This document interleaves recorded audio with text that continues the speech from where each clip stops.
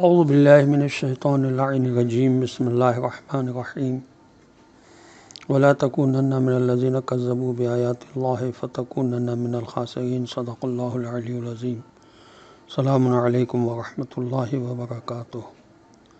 اللہ تبارک و تعالیٰ کا شکر ہے کہ سورہ مبارکہ یونس کی آیت نمبر 95 کی تلاوت کا میں نے شرف حاصل کیا، جس کا ترجمہ یہ ہے کہ اور ان لوگوں میں سے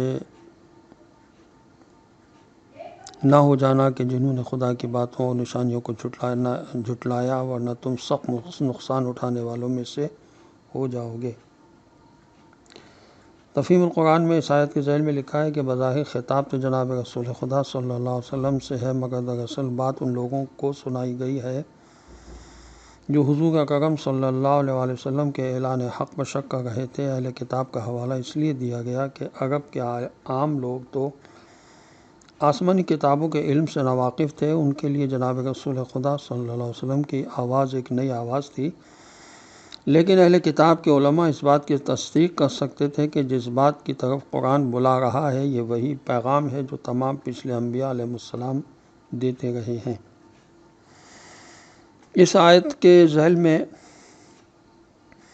یہ بھی کہا جا سکتا ہے کہ جو اللہ کی نشانیاں ہیں اور جن باتوں کی طرف ائمہ معصومین علیہ السلام نے ہماری توجہ دلائی ہے، ہم اس سے غافل ہو جائیں۔ مثلا قبر میں ہونے والے سوالات، فشار قبر کے عوامل، اور یہ کہیں کہ نہیں یہ سب جھوٹی روایات ہیں۔ چنانچہ اس سلسلے میں عرض کر رہا ہوں کہ اصول کافی کی جلد 8 صفحہ 72 پر یہ روایت موجود ہے کہ امام علی ابن الحسین زین العابدین علیہ السلام فرماتے ہیں، یاد رکھو قبر میں تم سے خدا کے متعلق سوال ہوگا جس کی تم پرستش اور عبادت کرتے ہو، اس نبی کے بارے میں جسے تمہاری طرف نبی اور رسول بنا کر بھیجا گیا، اور اس دین کے متعلق جس دین کے تم معتقد ہو، اور اس کتاب کے بارے میں جس کی تم تلاوت کرتے ہو، اور اس امام کے متعلق جس کی تم پیروی کرتے ہو، عمر کے بارے میں کہ تم نے اس کو کن کاموں میں صرف کیا، تمہارے مال و دولت کے متعلق کہ مال و دولت کو کس طریقے سے حاصل کیا، اسے کس راہ میں خرچ کیا۔ گویا قبر بھی ایک طرح کی امتحان گاہ ہوگی کہ وہاں سوال ہوگا۔ انسان کو کیا امتحان گاہ میں جانے سے وحشت نہیں ہوتی ہے؟ تو امتحان گاہ میں جانے سے تو وحشت ہو، اور قبر میں جانے کے بارے میں ہم کہیں کہ وہاں کوئی وحشت کا تصور نہیں ہے، عجیب سی بات ہے۔ اس طرح فشار قبر کے سلسلے میں فروع کافی کی جلد 3 صفحہ 236 پر یہ لکھا ہے کہ ابو بصیر کہتے ہیں کہ میں نے حضرت امام جعفر صادق علیہ السلام سے سوال کیا، کیا کسی کو فشار قبر سے نجات ملے گی؟ تو آپ علیہ السلام نے فرمایا، خدا سے پناہ مانگتا ہوں کہ فشار قبر سے ہمیں بچا لے، بہت کم لوگ ہوں گے جو فشار قبر سے محفوظ رہیں گے۔ امام تو یہ فرما رہے ہیں اور ہم کہہ رہے ہیں کہ یہ ایسی ہی روایات ہیں، قابل یقین نہیں ہیں۔ اسی طرح فشار قبر کے عوامل کے بارے میں بحار الانوار کی جلد 80 اور بحار الانوار کی جلد 6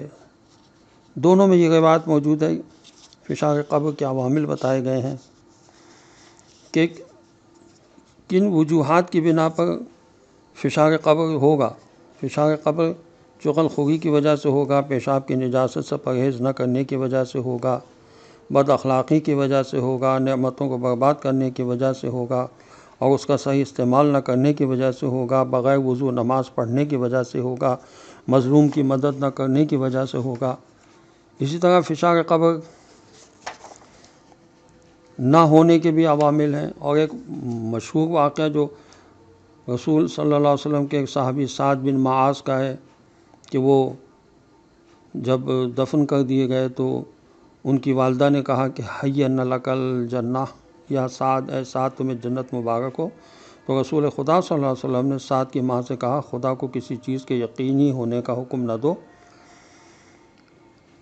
ابھی سعد کو فشار قبر ہو رہا ہے۔ سعد کی ماں نے فشار قبر ہونے کا سبب پوچھا تو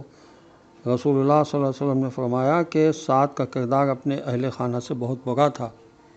یہ تمام روایات ہمارے سامنے موجود ہو اور ہم کہیں کہ یہ سب غلط ہیں، وہاں تو کوئی وحشت کی بات ہی نہیں ہے، السلام علیکم ورحمۃ اللہ وبرکاتہ۔